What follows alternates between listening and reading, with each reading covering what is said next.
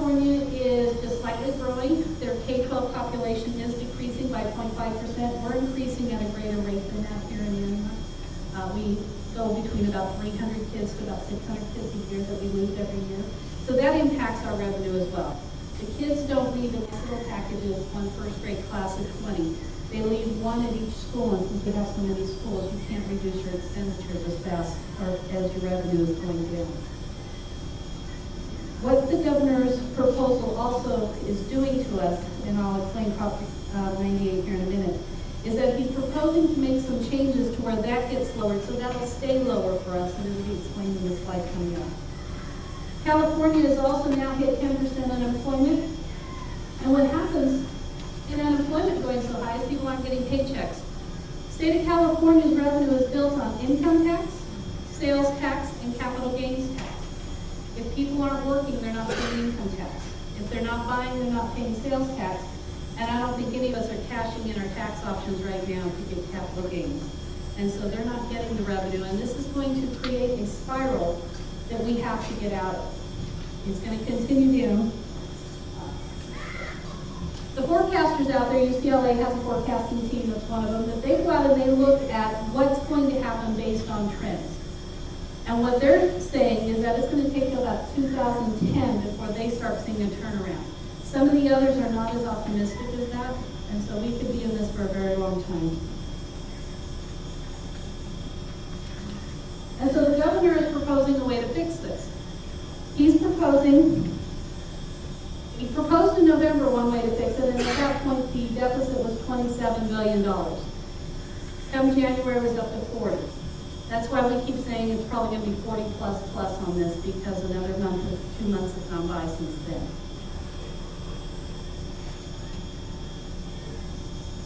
Sorry, I lost my place there.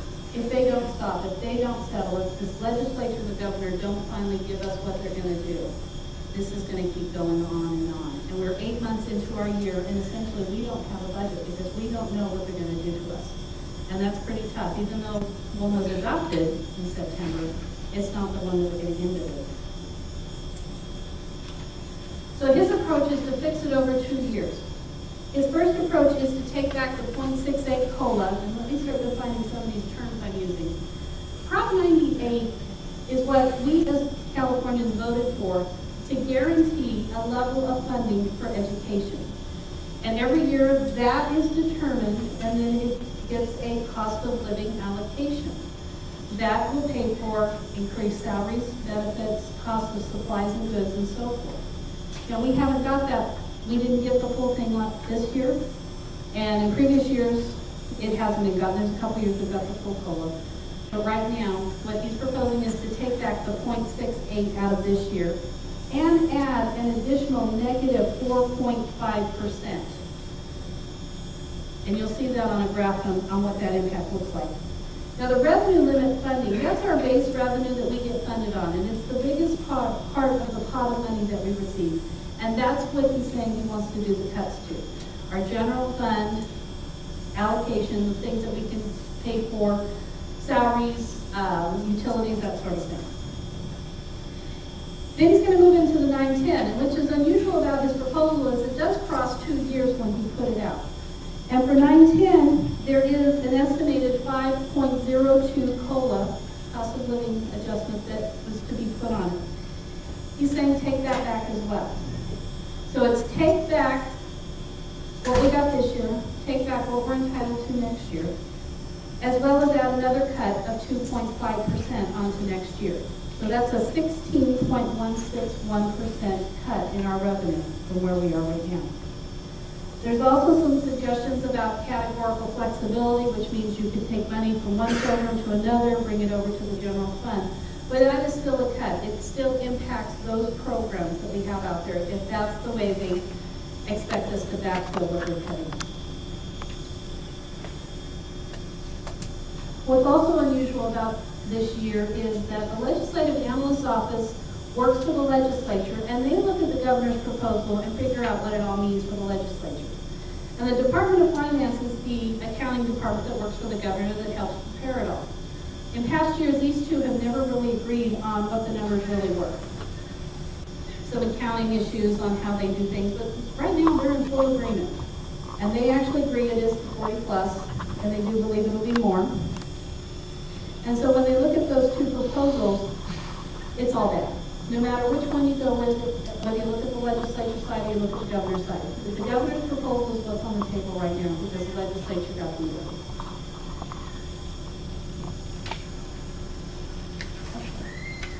Okay, so as I said, I was going to explain a little bit about the revenue limit and how it works. Historically, you get a base revenue limit, and they add COLA onto it.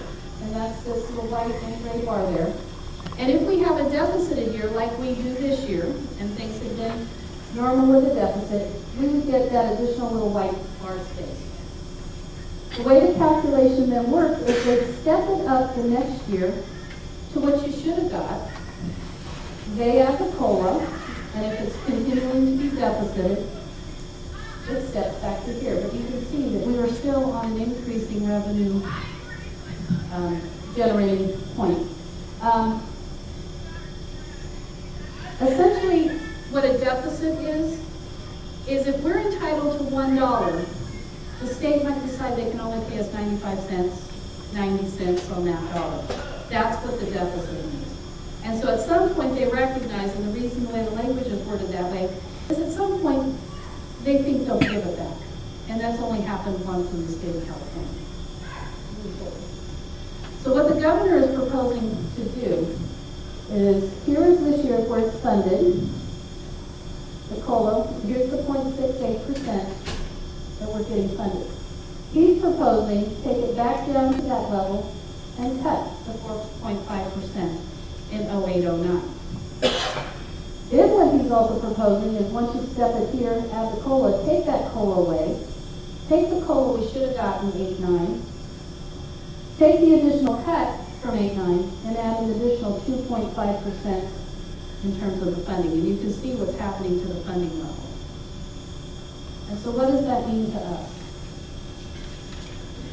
That's approximately $7.1 million over the 2 years. So it's 4.6 in 8-9, and it's 2.5 in revenue limit reductions in 9-10. And so to put some perspective, because we know we're a big district and we do have a large budget, but to put some perspective on what $7.1 million is, that's 109 average teacher salaries. Or that's 3 elementary schools' entire budget. It's 1.5 times all the salaries of the principals and the vice principals. It's twice the entire custodial budget that we have for the district. And so you can see it's a pretty large hit that we're expected to take. And that's the biggest problem we're having. It is so big, it's almost unrealistic. So just a couple of graphs that you can see. The majority of our funding is revenue limit funding. This is what's being talked about here, and the state funds and the flexibility portion.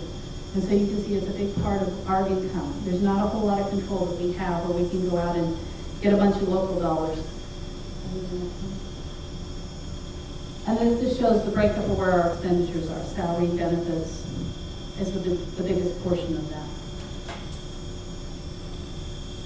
And so what are we doing? We had to take action this year like we did last year. And so immediately what was put into place was a freeze on any vacant positions in which we're reviewing every single position on it if it's critical or not. Also a freeze on travel conference with the exceptions of anything that was mandated by the grant. We do have some grants that their sole purpose is to go visit other